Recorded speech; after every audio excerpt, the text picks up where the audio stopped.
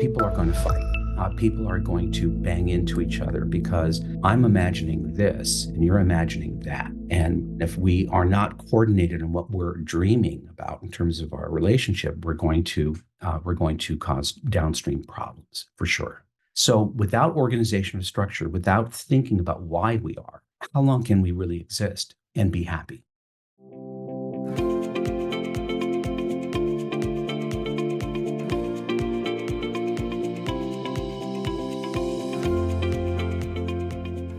Okay, Dr. Tatkin, welcome to the show. Um, I know. to get started, um, they say in psychology that research is often me search. So I'm curious, is this the case for you too? And if it is, what got you so interested in working with couples and specializing in relationships? It was a long road. It's a long journey. Uh, very twisty, going from working with a man called John Bradshaw early in hospitals, working with something called codependency at that time. That's how far back I go. And that led me to working with personality disorders. I won't say how the connection is there, but James Masterson's work on self and object relations, I became attracted to by necessity, working inpatient for survival. And so then I became kind of really good at working with disorders of the self. Then I became a director of a drug and alcohol program quite by chance. So I got into that a bit, and I was always interested in prevention. And so I came across a whole group of people working with infants and infant mother pairs, and a program called Watch, Wait, and Wonder in Canada still exists, but it's not led by the same people. Had this intervention program, 8 weeks, and they did remarkable things by preventing disorders in the early ages. But I couldn't get people to come into my practice privately, and so I went to couples, and I found that there was a very close relationship between attachment and adult pair bonding and infant caregiver attachment. So I started working with that population and as a way to also help kids. And I never looked back. Then I that became my bread and butter. I just focused on that completely and took everything that I had learned about the brain, about autonomic nervous system, about object relations and attachment theory, and I applied it to couples and still do that today. That's quite a winding road you've been on, but it sounds like you've had some incredible experience there along the way. The next thing I wanted to ask you about, Stan, was what would you say are the most important things that we need to understand about human beings when it comes to relationships? And what fields did you draw from to arrive at these conclusions, would you say? What themes did I come to? Yeah, what would you say are the most important things to understand about people when it comes to relationships? And what fields did you draw from to arrive at these conclusions? This year is for some reason not working as well this morning. I don't know why. Um, okay, so uh, a lot of what we look at in psychology is pathology, right? Why people suffer, and there are a lot of great theories as to why that is. But one of the things that we often don't look at as at the species, completely, totally across time, and then there are certain features of being human primates that are problematic, whether you are young or old, or depressed or anxious, or whether you are insecurely attached or securely attached, with whether you're from Ireland or New Zealand or America, it doesn't really matter. All human primates share certain features that are really great in some areas and not so great in other areas. For instance, um, we have a very acute, of course, survival instinct, as do all creatures, right? And we will easily pick up threat cues in the environment, and particularly in people, because I believe there's nothing more difficult than another person. That's the most difficult thing. Um, and we can confuse people that we love with the enemy. That's quite easy for us to do. Or we have a feature that compares and contrasts and is always aware of what's missing. Very good for hunting and gathering, very good for surviving, out in the Masamara, but not so good with happiness because we're constantly chattering away that somebody has something better than we have, or I don't have the feeling that I had with this person that I had with that person. And so we're fooled often by our mind into thinking that we aren't happy or that there's something we need to change out. That's an example of a feature in one area, a bug in the other. We also have this ability to use a very cheap way of assessing a situation quickly with pattern recognition subcortically, and we can make a lot of mistakes if we feel that we are under threat or if we are lazy and not using any critical thinking to error correct what we think we see, hear, feel, and we could do things that cause us trouble, right? By acting too quickly based on memory, because we are memory animals. Everything we do pretty much is by memory. And most of our day, due to energy conservation, we're using these cheap systems of pattern recognition and memory throughout the day so that we're almost fully automatic in any given day, just kind of moving through our day every now and then, thinking every now and then, using critical thought when there's a novel situation that we come up against. So these are problems when it comes to relationship. Yeah. I just kind of want to ask a quick question there about the procedural memory element. So, would I be right in saying that we're operating from that base most of our day? But might it be the case that whenever we're in a new relationship with somebody that we might be operating less from that place because it's more spontaneous, it's more new, it's more creative, and then as the relationship deepens, then we go more into the automatic zone. That's absolutely correct. So our brain loves novelty, particularly the neocortex, right? We love novelty. We search for it. It draws us in, whether it's a strange location that's beautiful, or whether it's learning a new skill, or whether it's meeting a new person, or rearranging your house. We love novelty, but novelty only lasts so long.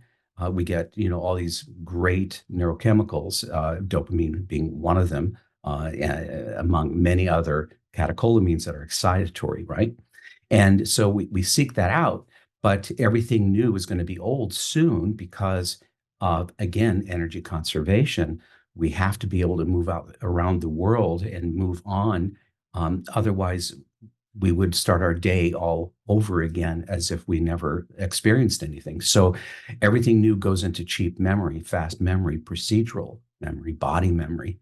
And that is how we really operate because um, the, the kind of novelty that we enjoy is also very energy expending.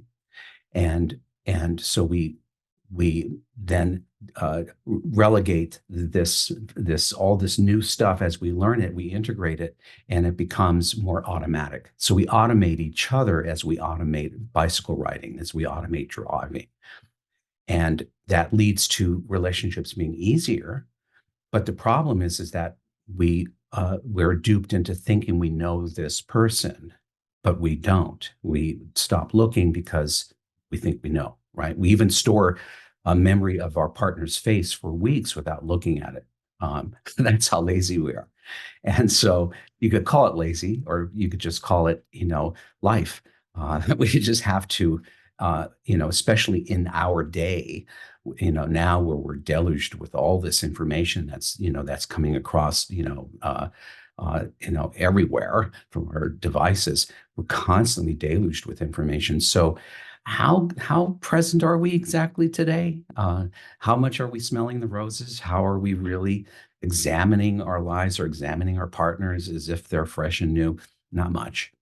And so the danger with that is the mistakes we make in communication, in appraisal, and also we get bored. You know, I'm looking for that, that dopamine presynaptic squirt that anticipates something fun and new, and that's not you.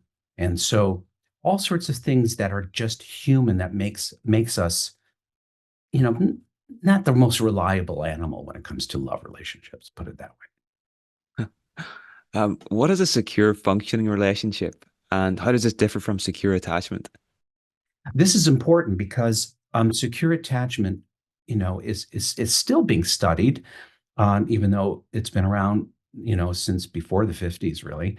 Um, it, it it is the idea that our sense of safety and security is predicated on a felt sense of that safety and security with a primary attachment figure, starting with the earliest caregivers and continuing on with the people that we choose to be in love relationships with.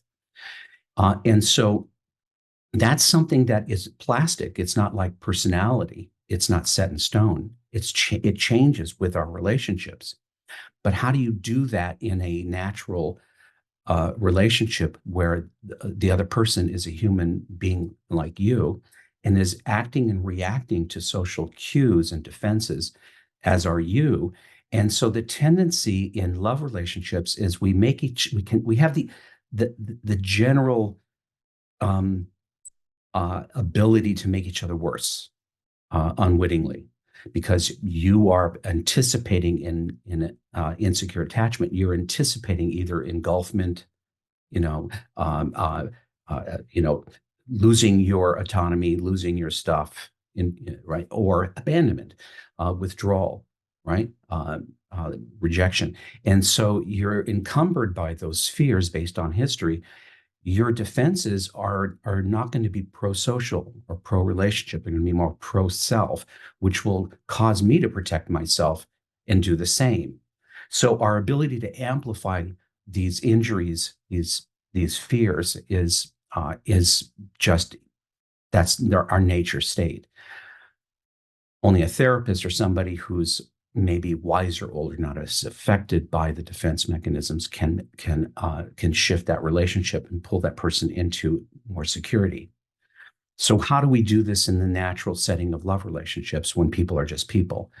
By setting up a series of social contracts based on fairness and justice that would allow safety and security by agreement to begin to occur in that union, thereby allowing resources to be freed up because there's lowered threat and lowered interpersonal stress.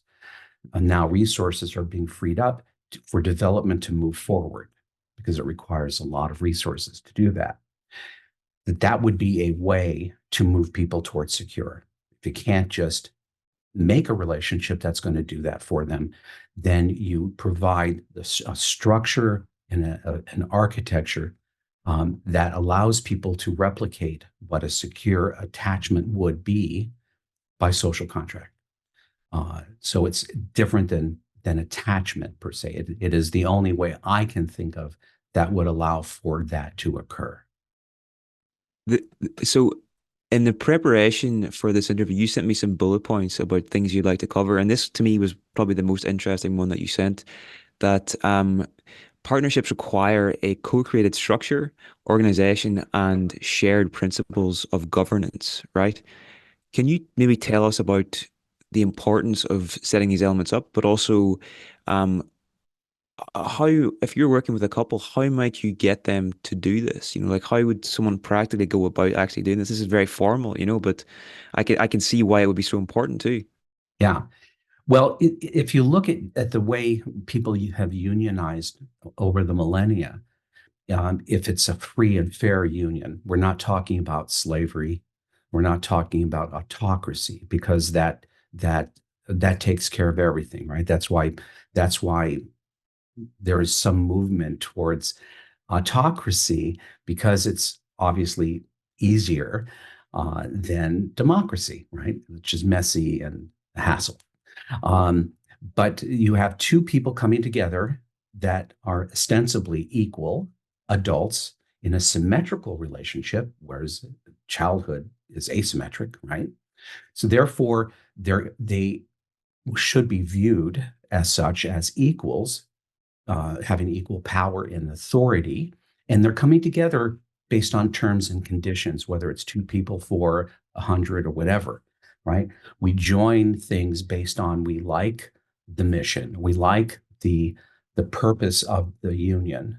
Right? Maybe it's a rock and roll band, right? I want to play in a rock and roll band, and you're playing a rock and roll band, and you have a vision of getting a record deal. Yay, I want to do that. That's fun, right? But if I went to the rock and roll band, I suddenly said, I'm going to play jazz, I'm not going to last very long, right? Because I joined a rock and roll band. That's what we all agree we're doing and where we're going.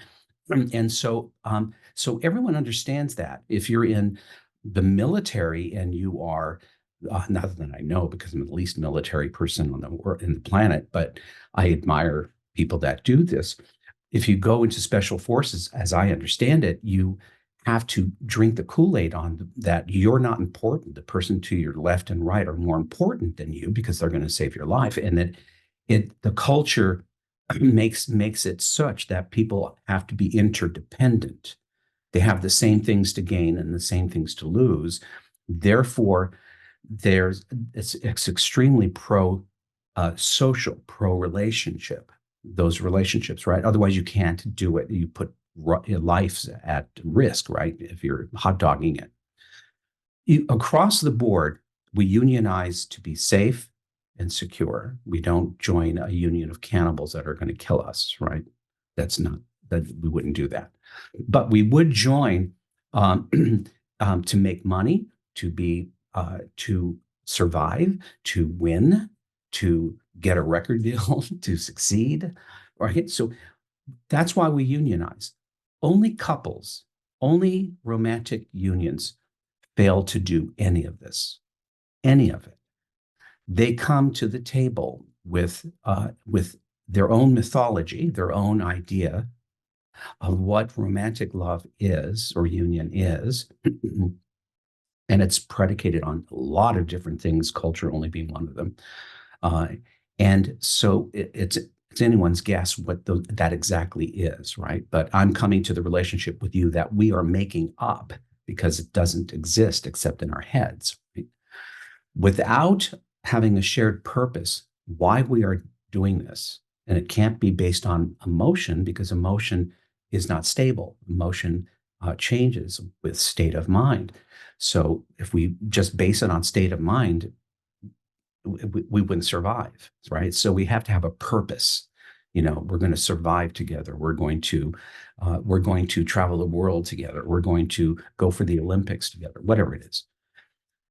That sense of shared purpose is what has always brought us together and that has kept us from otherizing, our xenophobic nature of otherizing. You're not me, therefore I don't like you. But now we have a common purpose and we have a common goal and vision that flattens our differences because we are now operating on how we are the same and how we agree. Without that, people are going to fight. People are going to bang into each other because I'm imagining this and you're imagining that. And if we are not coordinated in what we're dreaming about in terms of our relationship, we're going to cause downstream problems for sure. So without organization or structure, without thinking about why we are, how long can we really exist and be happy, right? Both, longevity, but happiness, but also durability. We can handle anything without the wheels coming off. That's what we're looking for. Yeah.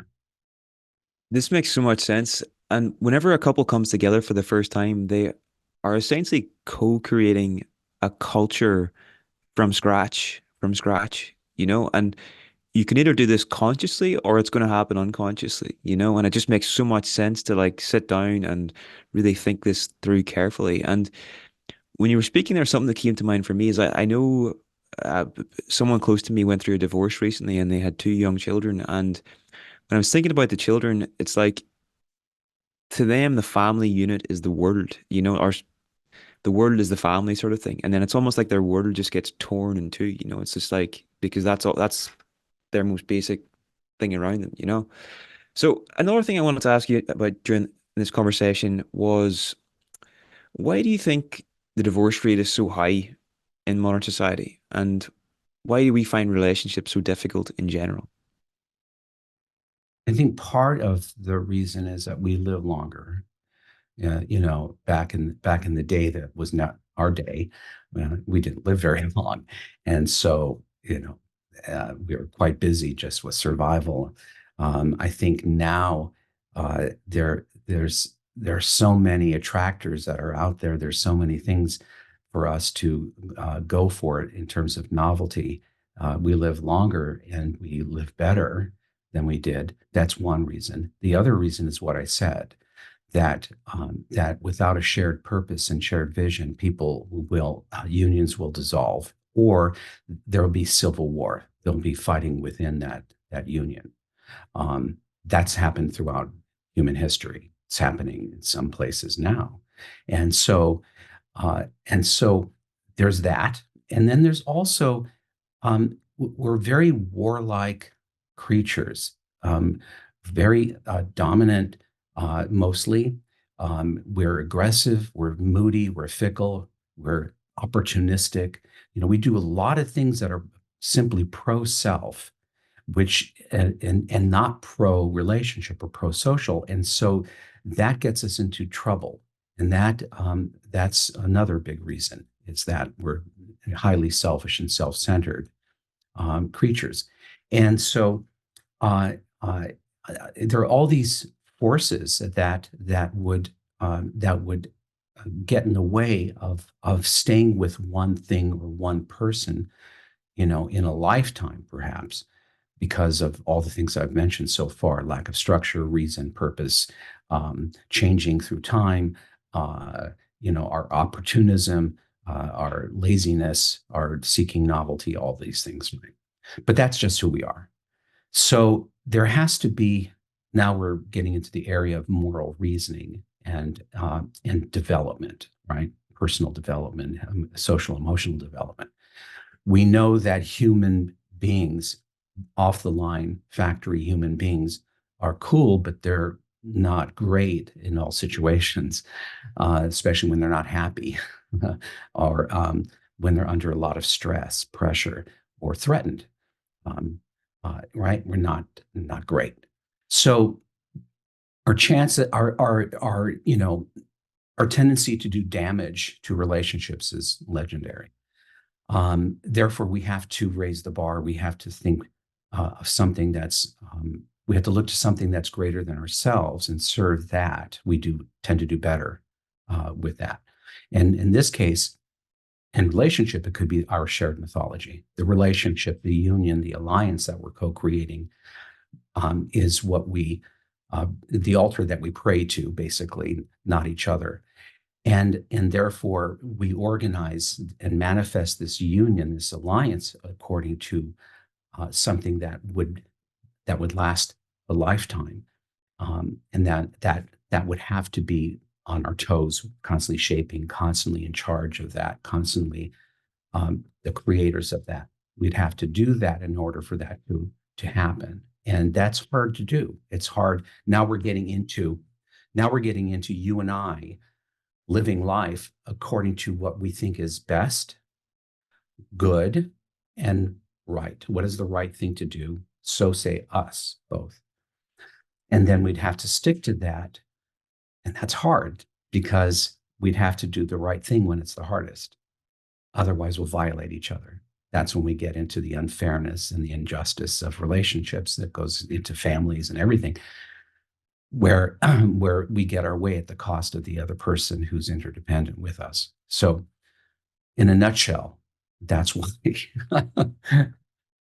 taking the long way around. But I think that's really why just like this, some people don't specialize. Some people don't pick one thing for a career. Some people don't pick one person because they believe they would lose something if they did that.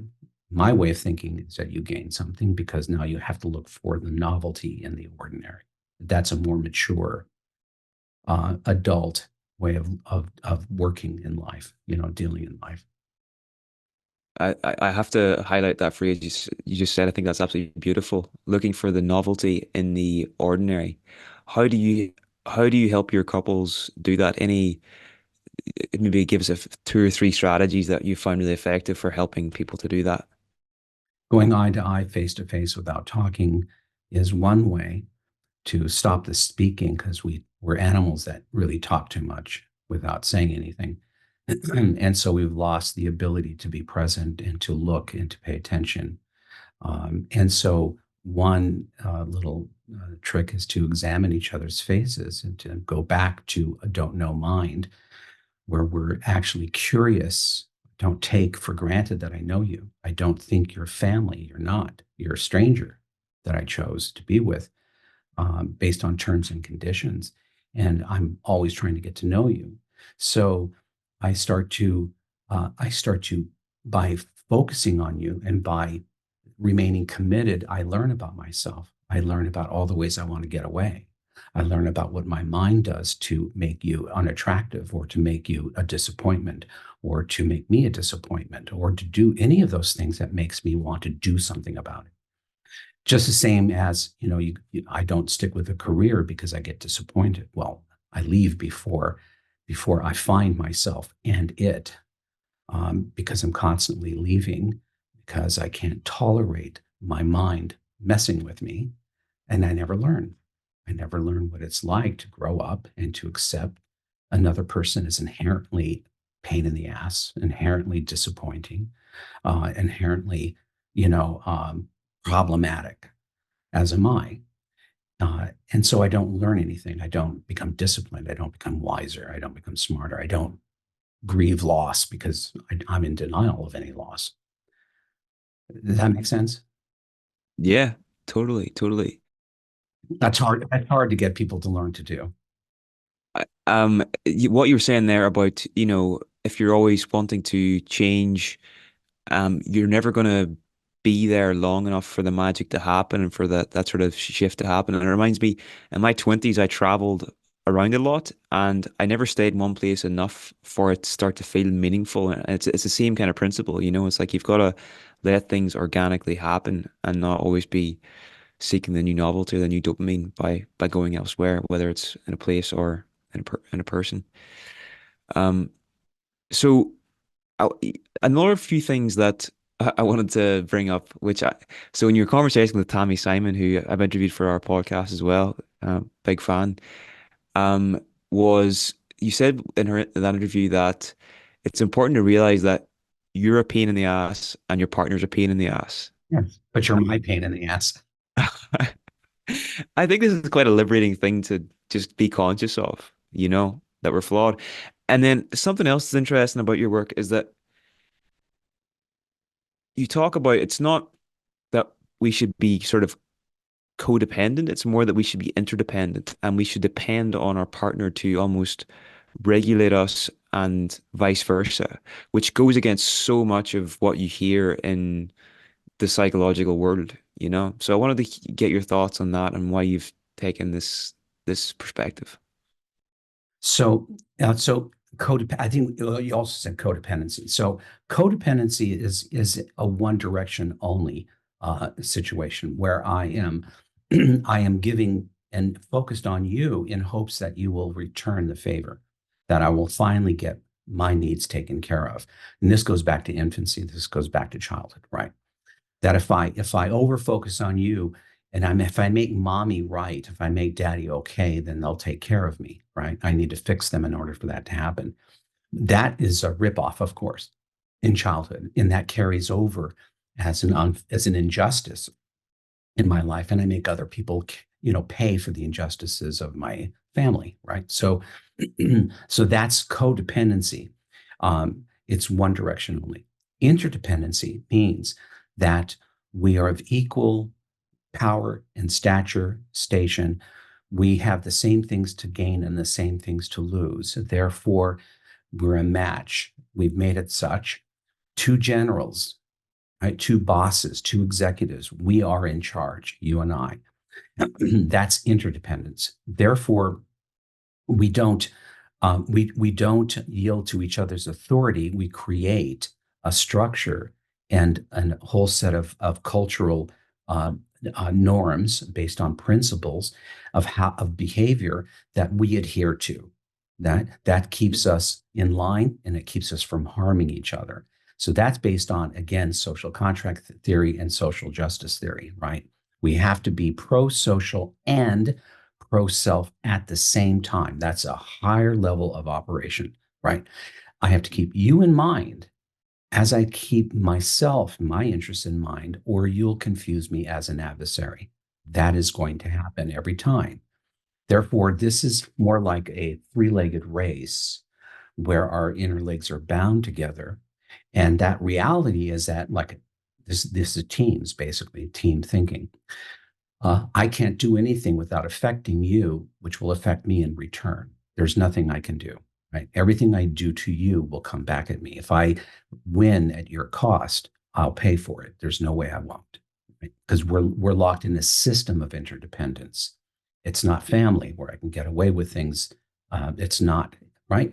And so I have to make sure you're okay and I'm okay at the same time. That's a hard thing to do under stress because we tend to revert to a one person psychological system of I, me, and my. And so that's what we're working against. And we have to grow up. We have to be able to tolerate pain in order to do this. We have to accept differences in order to do this. We have to accept that we're inherently difficult and disappointing to do this. We have to be able to accept losses and grieve them, or we're going to be angry our whole lives, right? Angry people are people who are suffering an injustice that they have not yet grieved. And so they are still angry because they expect that to be paid, right? And so that isn't pro-social, that is pro-self, right? And if I do that, I'm creating a new injustice in you because I want my justice. So that's a problem. The other one has to do with neurobiology, that we are wired to, from infancy, to interactively regulate each other's autonomic nervous systems up close. When we're at war, we're at a distance. But when we're falling in love and we're with our baby or pets or our lover, we're up close and we're eye to eye, face to face, and often skin to skin. Therefore, it's more efficient for me to regulate you and you to regulate me than it is for me to do it myself. It is. Because I don't know what I'm doing at any given time, but I can see you. I can't see my face. I can't see hear my voice. I don't know what I'm doing because real time is too fast to think, right? It's going by at lightning speed. Therefore, nature has built this interactive regulation process where we are moving up the scales of arousal and feeling together, and we're keeping each other regulated with all these periods of misattunements, right? All these periods of errors and mistakes we're making, and we're balancing each other in real time. And we know this because if you ever dated somebody and then married them, you wouldn't have made it to the marrying part if you didn't do that well, right? You would have a problem. And some people do actually, but so, so interactive regulation, we're born to do. We do it very, very early in infancy, and it is the preferred way to soothe and stimulate each other than it is for us to do it just alone. We're better always together with another person as long as the conditions are right. We're always better with another person, but the conditions have to be right. Right, and so interactive regulation, it's not because of politeness, it's just because that's actually how we do things. This idea of I'll take care of myself and you take care of yourself makes sense given our culture in the West, but it doesn't work. That's the problem. It actually doesn't work. And so um, Here's how there's a phenomenology in these systems that are highly intersubjective, and we don't exactly know how it works. But I can be not great at self-regulation, but we're really good at interactor-regulation, right? How does that happen? Don't really know. It's a system. It's not an individual, and it's nervous system to nervous system, which I think of as sub-psychological. It's happening faster than thought, faster than anything that's psychologically. And so it's possible for two nervous systems to not get along. Yeah, I think this is such an important and interesting point. I've interviewed a lady called Bonnie Badenoch. I'm not sure if you're familiar with her work or not. Yeah, Bonnie and I both studied with Alan Shore, as a matter of fact. Oh, okay. Well, it's interesting because she would say that self-regulation is almost a myth, and you know, if this is true, and to me, probably it seems like it is. Regulation, self-regulation. All of the therapists around the world that are trying to help their clients to self-regulate, like surely that time would be better invested in helping them to invest more in the relationships and co-regulating effectively than to, what do you think about that? Well, there's evidence for this. I mean, think of, and I've had lots of teachers in meditation in my life, and so people who are enlightened, who spend a lot of time in a monastery and have really lived this kind of a life of building up all this self-regulation, aren't necessarily good in relationships. So, in fact, some of them are terrible. As soon as they get back into a relationship, they have the same problems they had when they left off, which is maybe 14. And because people are difficult, when you go live with another person, all bets are off. Things are happening that are impacting us at, like I said, at lightning speeds, coming through all these sensory gates that we don't even realize. And suddenly we're thrown for a loop because I don't know how to do this with you. I know how to do this one myself, by myself, thinking of you. But when I deal with the real you, you're hard, you know? And so therein lies the difference. Um, you have to be in relationship to learn that. You can't be in a cave learning it, reading a book, learning it. You can't, go off into a pit stop learning something you can only learn by doing. As difficult as it is, and as failure prone as it is, right? That's why people end up just getting pets, because people are just too hard, you know. So yeah, it is something that we're not thinking about here, along with all other things, that nonsense that you got to love yourself before you can love another, which is bullshit. That we're self-made people, which is always bullshit. It's just nonsense. The hubris and the narcissism of the human primate, I alone, right? And that we pay a price for because we don't belong then. We don't feel like we're average, which is a good thing. We don't feel like we're part of everything, part of everyone. You know, we're either above it or below it. And so we pay a price for this rugged individualism idea.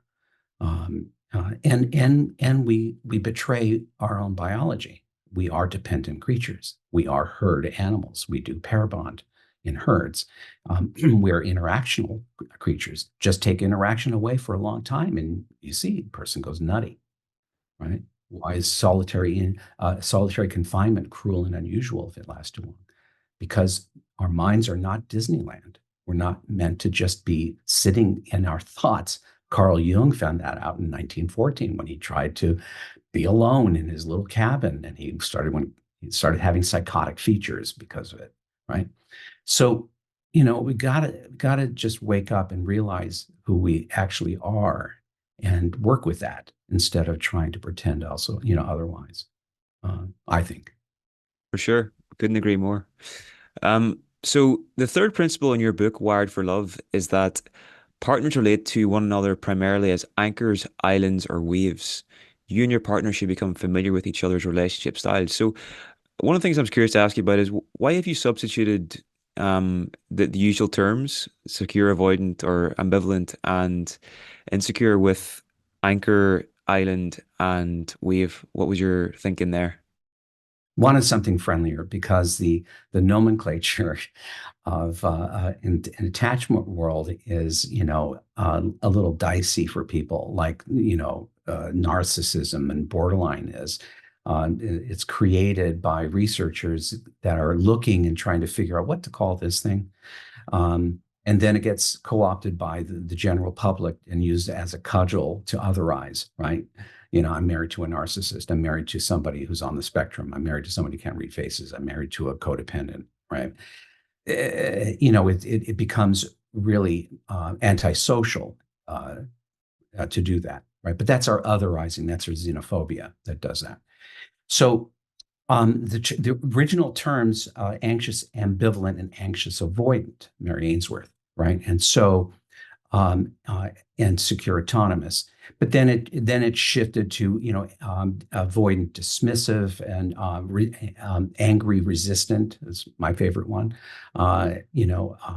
or anxious resistant, or all different terms based on what researchers see.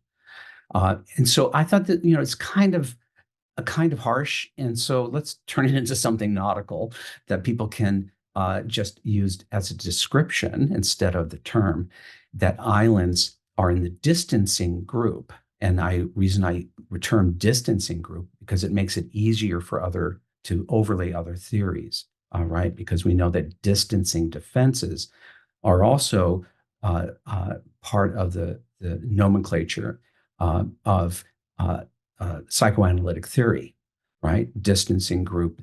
You have people who are more on the narcissistic spectrum, antisocial, schizoid, and so on. Clinging group. You have the anxious ambivalent, or the angry resistant, as I call them, and also have borderline spectrum disorder, dependency, and right, all these things that just sort of fit if you wanted to sort of get a sense of where people are on that spectrum. So people in the distancing group we call islands because they kind of seem like that. They're unto themselves. I'm addicted to alone time. I want you in the house, just not in my room because you're intrusive. I don't need anybody. I don't depend on anybody. Dependency is a bad word. I don't need, because that was really not appropriate in my family. And so I am operating from a place I think is independence and autonomy, but it isn't. I'm operating actually from an adaptation due to neglect on an attachment level, not a material level. So because in my culture, there's a lack of valuing attachment, right? Attachment values. There's more distancing going on.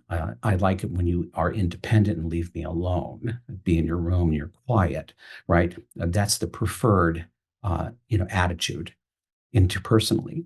The self comes first before our relationship on both sides, right?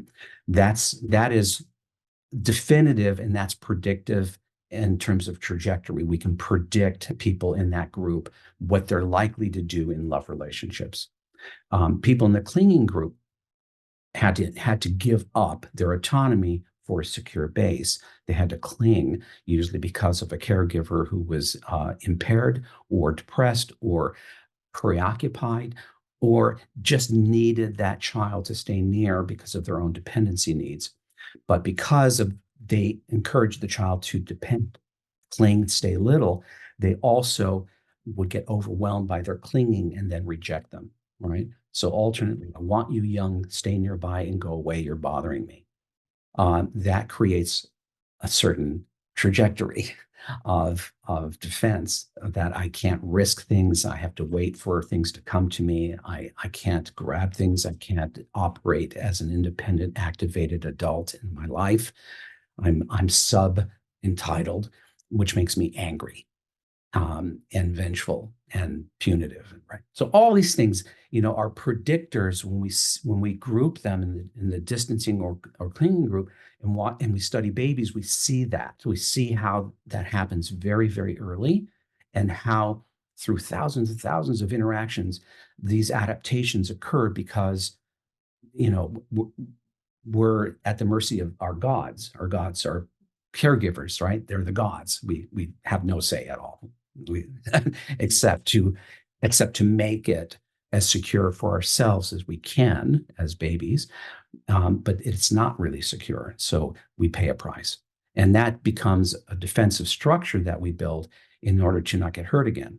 But it but then it causes threat in another human being when we behave that way. So why we want to know it, not because cats and dogs can't live together.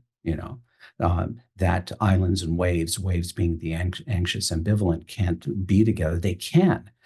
They just have to work through another challenge, which is a history of small t trauma, of relational trauma, where I had to give up my independence, or I had to give up my secure base, dependency.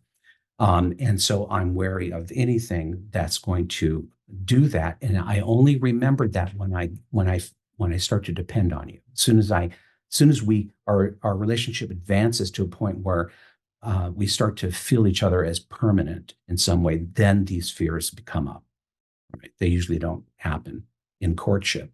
They can if they're acute, but if they're not acute, they'll definitely come up. I used to write about the marriage monster. It's a switch that suddenly everything goes crazy, because now I remember what it's like to depend on somebody, and it's not good. Yeah. So you've touched on it there, but let's say someone listening to this is an island, right? And they really, yeah, they really struggle to deepen their relationships. Someone gets close, and then a few, some short time passes, and then they just find all kinds of ways to push them away. What would you say to someone in that situation? If you were working with someone in therapy, how might you help them um, not do that and actually let the relationship deepen? Well, it's interesting. You said pushes away, and I had to think for a moment. The wave actually pushes away. The island goes away. The island has only one defense, and that's to flee. So let's think of it this way. The island is developmentally stuck at the level of the self integration. I am pro self. I am pro relationship as long as it doesn't impinge on myself. And so I am afraid that I cannot be myself with you. I can't have limitations and boundaries because I wasn't allowed to. I am preloaded to think that I'm a performance pony and that I am being used constantly. It's never for me, it's always for the other person. Therefore, I must comply or I lose my security. So I can't really be myself in our orbit. The only way I can be myself is outside of our orbit. So I'm constantly fleeing this smothering union that we have, this primary attachment, uh, uh, you know, uh, situation. And since I'm passive aggressive and I'm conflict avoidant by definition, because I can't say what I mean, say what I'm thinking, because I'll get into trouble. And if you really knew what I was thinking, you'd creep out because I have ways of self-stimulating, self-soothing that maybe not be in line with most social norms. So, but that's because I spent a lot of time alone. So, they're all. I'm sort of encumbered by all of these concerns that get me to constantly go away and to leave you out and to forget you and to not want to be bothered and so on. Whereas the wave is so insecure about, do you want me? Do you like me? Prove it to me. Show me. How are we doing? You don't like me. Why are you never doing this? Why are you never doing that? My negativism keeps pushing you away and testing the relationship. I'm charging forward and you're going backward and we're threatening each other. So there's that. I just wanted to make that more clear that people are not doing this purposely. They're doing it reflexively, automatically based on what they know from experience will happen. And then they make it happen. They make it happen. They don't realize that.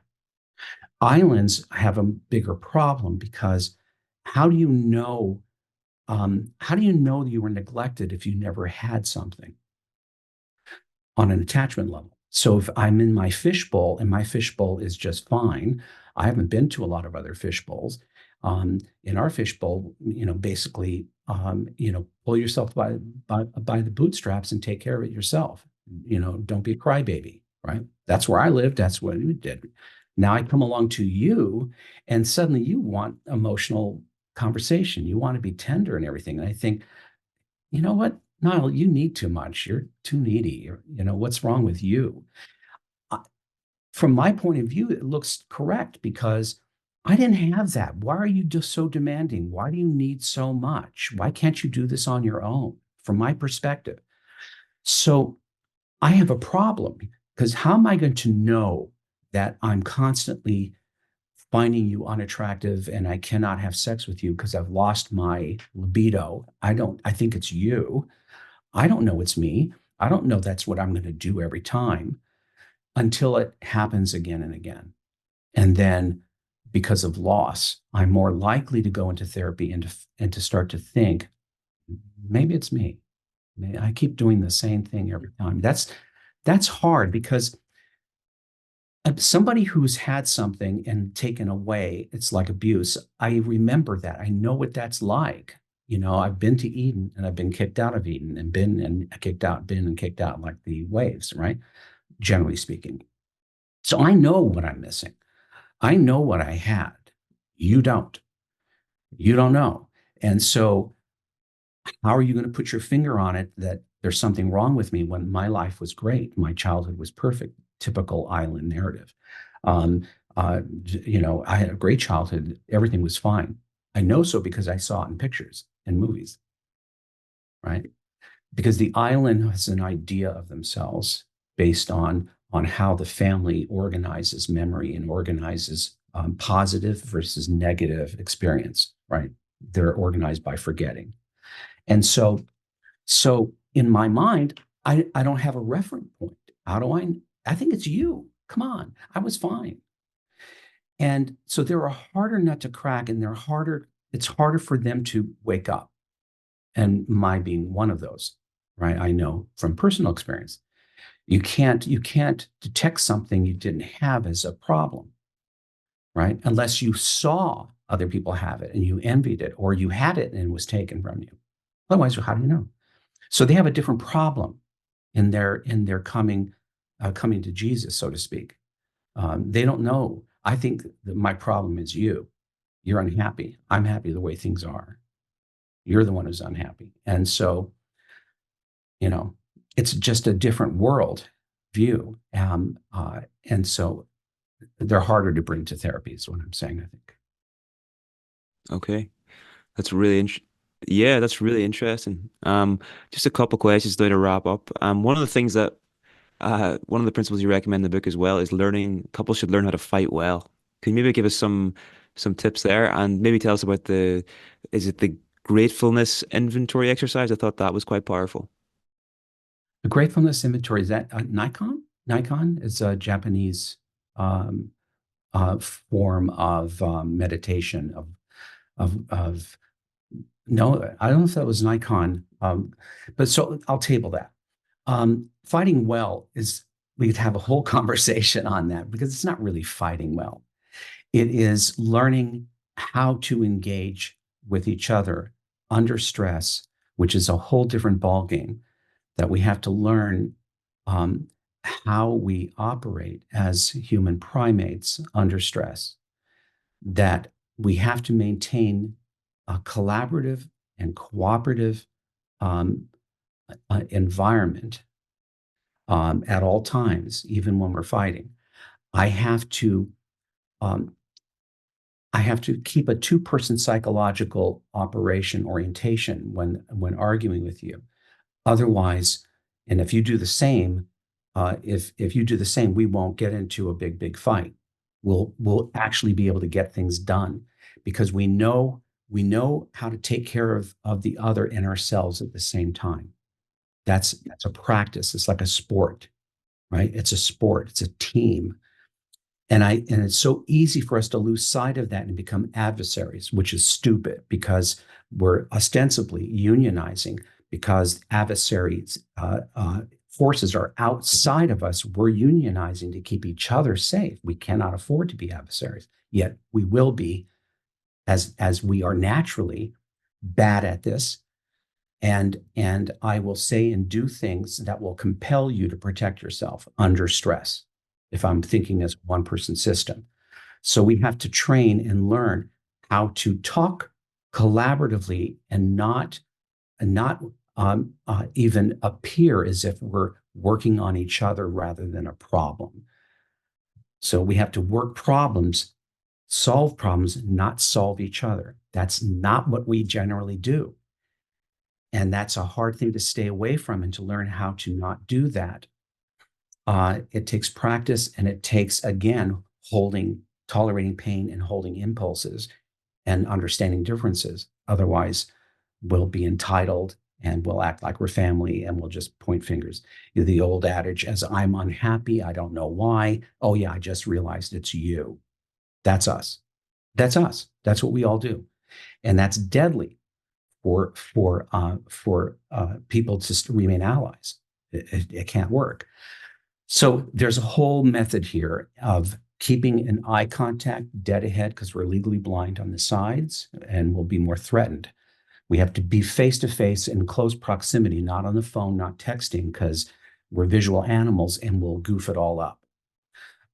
We have to take turns and stay orderly and stick to one topic only, one topic.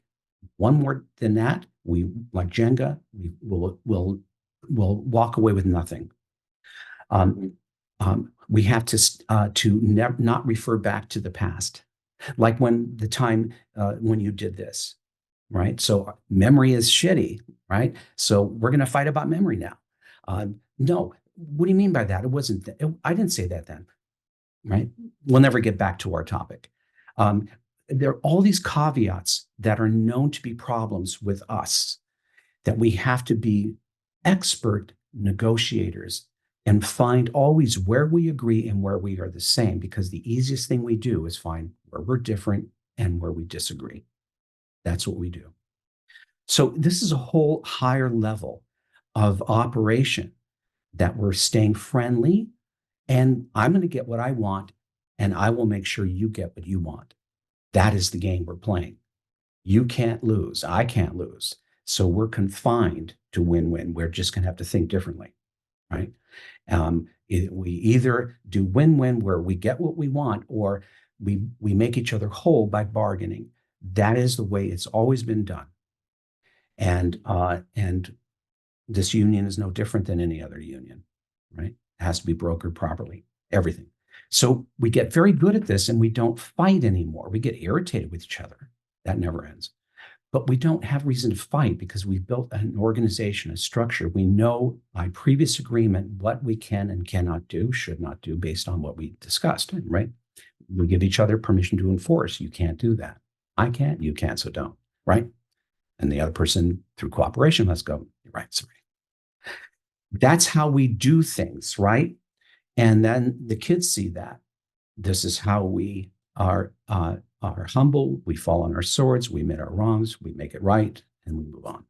We expect you to do that. We do that. Watch what we do. So this is a higher level of social emotional functioning, higher level of moral reasoning, a higher level of being, because we can, and when life is short, and anything less than that isn't satisfactory, right? You get what you pay for.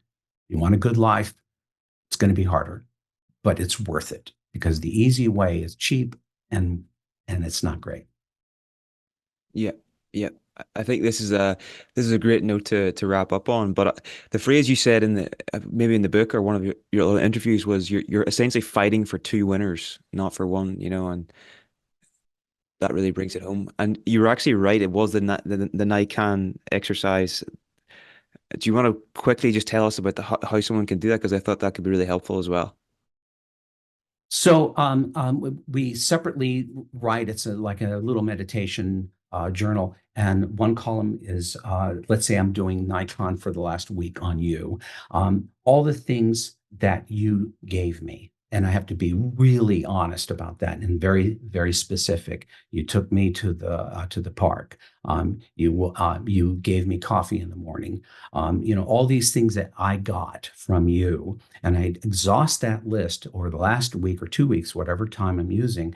Then the next column is all the things I gave you, right? Specifically, not always, not this time, but I did this then, right? And then the third column, last one, is all the trouble I put you through, the trouble I caused you. The other column, what you call trouble you caused me, is left out because Nikon assumes that we overfocus on that anyway. And what it does is magically you can do Nikon on pets, on utilities, on your day with people, on money that your parents used and spend on you. You can do it on anything.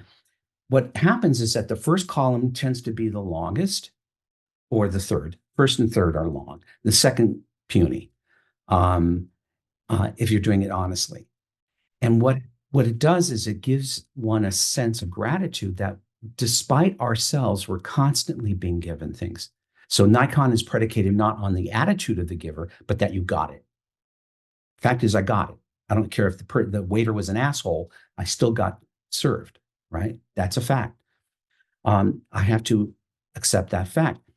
And so suddenly the world changes and we feel buoyed by this sense of belonging and that we're being given more than we ever give back, which makes us want to do more. And that's the purpose of it. It makes us feel better about life and ourselves and the people around us. That's why it's such a beautiful discipline. That many people will avoid because it ruins our righteousness. Yeah, no, that's a great exercise.